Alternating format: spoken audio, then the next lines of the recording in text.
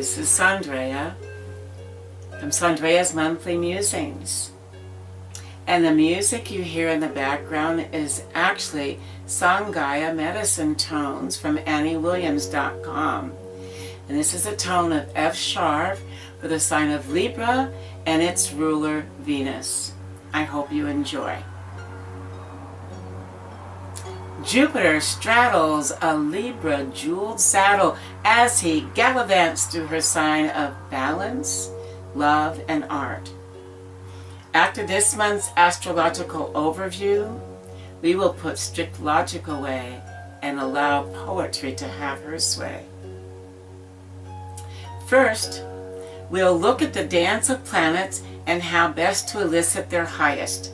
So I'm going to be going through a the list of all the planetary placements, and then I will get into the actual dialogue. So if you're not interested in that, just fast forward a little bit. So Jupiter is now in Libra. Venus is in Scorpio, trine Neptune in Pisces until the 8th. On the 18th, Venus enters Sagittarius. Between the 21st and the 31st, Venus in Sagittarius squares Neptune. Mercury in Virgo opposes Chiron in Pisces from the 1st to the 4th of the month. Jupiter in Libra squares Mars in Capricorn from the 1st through the 16th. Saturn in Sagittarius squares Neptune in Pisces just about the entire month, and Uranus in Aries conjuncts Eris all month. The full moon is on October the 15th at 9:23 p.m. Pacific Daylight Time at 23 degrees Aries.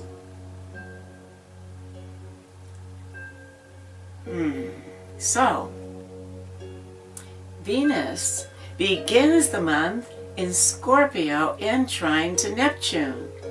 On the 18th, as I said, she moves to Sagittarius and later squares Neptune.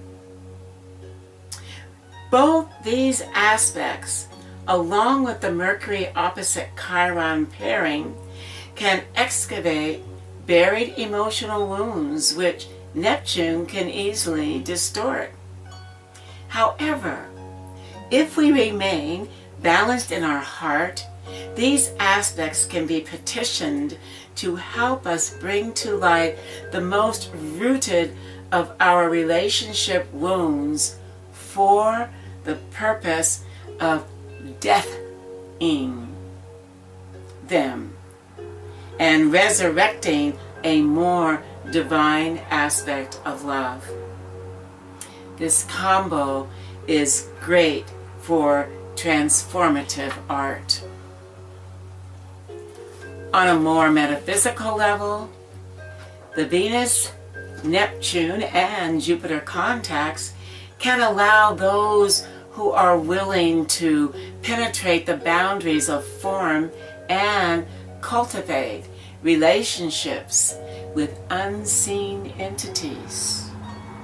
They may be angels, guides, or even your dearly departed. In my case, as a result of training to be a full-body medium, I have now had several amazingly profound experiences between myself and beings that are living in another dimension. And meditation is an excellent bridge for initiating such contacts.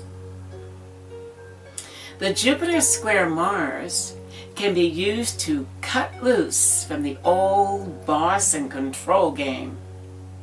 This can be a reminder to all of us to beware of any tendency to force our views on our partners and friends.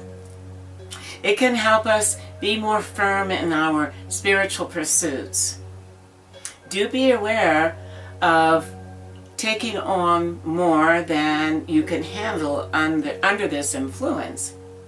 And also sometimes whenever Mars is involved, especially with a planet like Jupiter, we can find ourselves with our tempers flaring quicker than normal and being rather agitated. So it's a time to really start our day in meditation and really set our intent for patience and, extolling love upon every situation and person that we meet.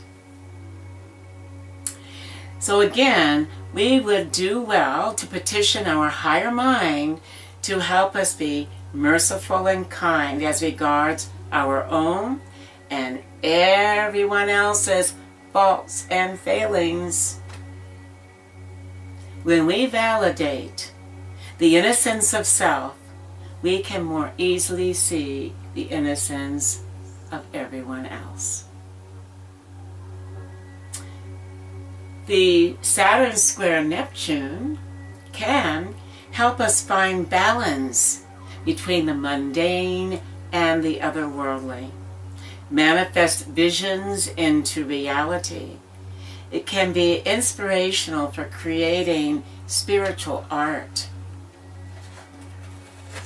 The Uranus-Eris pairing in the I Am sign of Aries can be a great, although disruptive force for breaking out of conditioned mindsets and egoic identity. This pairing can also be used to inspire us to dare buck the system, forsake socialized programming, and explore each our own unique perspective. Unleash our contribution to life on this planet at this time. For now, we're going to continue on.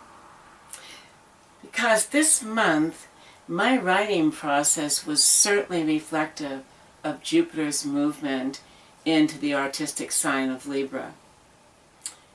What I did this month is that I wrote down all of the different astrological components for the month, and I reflected upon them. And then surprisingly, what came out of me was the following poem. All at once, there was just very little bit of editing on it. It just rather wrote itself. And that, originally, I was going to hand you that as the article for this month.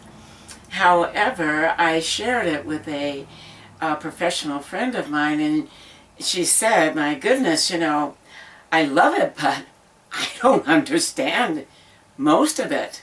So I have written what followed.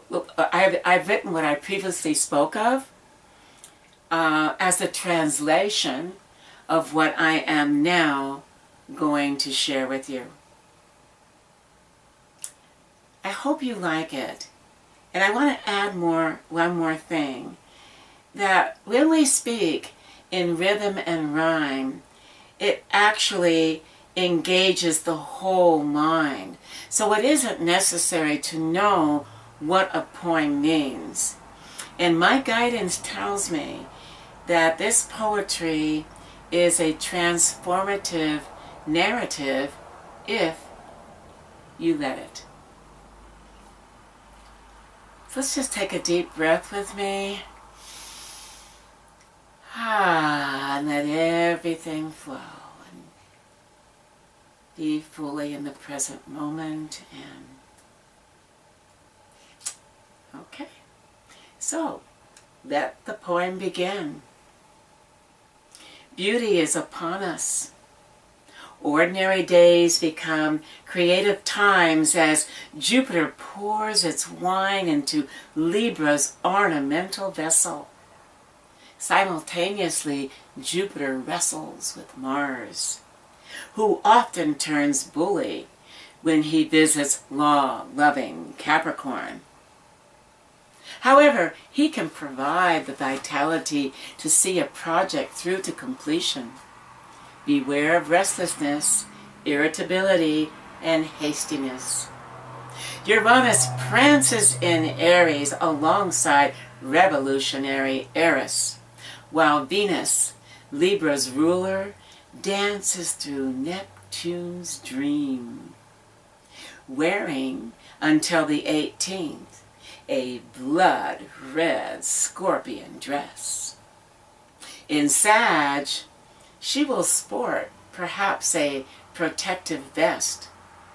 Such teaming can turn into an explosive mess if we fail to remain centered in self.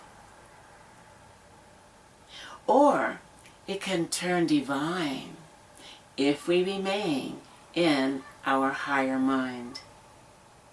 Whirling on the edge of Neptune's rhythmic melody, the spell of Scorpio can propel disharmony in Venus, causing her to stumble in some unforgiven pain. Her inherent fairness won't want to pass the blame, but Scorpio will likely try to get her to do so. Therefore, Venus drops to her knees and prays, Jupiter, who art waltzing with my mother Libra, free me from negative scorpion dreams, which murder the jackal who mistakes a snake for a rope and innocently attempts to play with it. O benevolent-minded Jupiter, teach me to turn distorted Neptunian schemes into a mystery-schooled dream where magic is major and turns ugly back into beauty. Please whisk me away upon your wild white horse. Spread your Pegasus wings, propel me through Neptune's hallowing dreams. Deliver me to the palace of Phallus Athena, where divinity reigns supreme. Adorn me ritually in alchemical jewels. Wrap me in the mystical 7 veils, that the 7-headed beast be lured by beauty and forget his quest to ensnare me.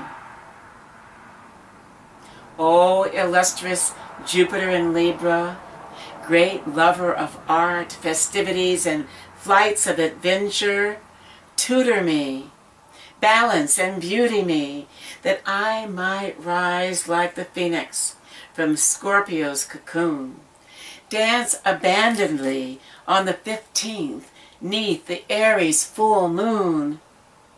Receive the gift bequeathed by enlightened Uranus, who shares the full moon's 23rd degree. Yes, ready as all to receive mind-altering presence from Uranus and his rebirthing accomplice, Eris. No matter if in some ghoulish disguise, help us extract Uranus's wise surprise, even if delivered upon us disruptively. Help us release any idea of how awakening and ascension should be. Help us receive the gift of freedom as it is given.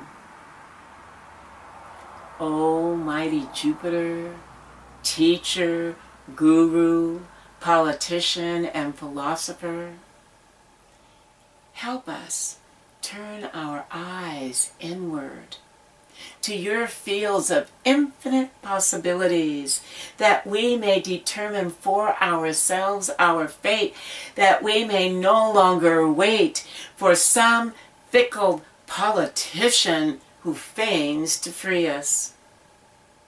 In summary, we get to waltz with the old magnanimous Jupiter for an entire year as you foxtrot and twirl in Libra's artistic world. O Jupiter, I pray ye unleash Libra's balanced beauty in our mind, our eyes, our heart, and our spirit. So we might be like thee and live to give generously Venetian beauty to all whom we meet.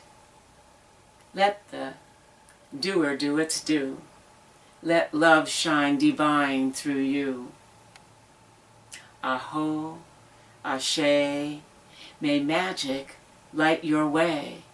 Love and blessings to you all.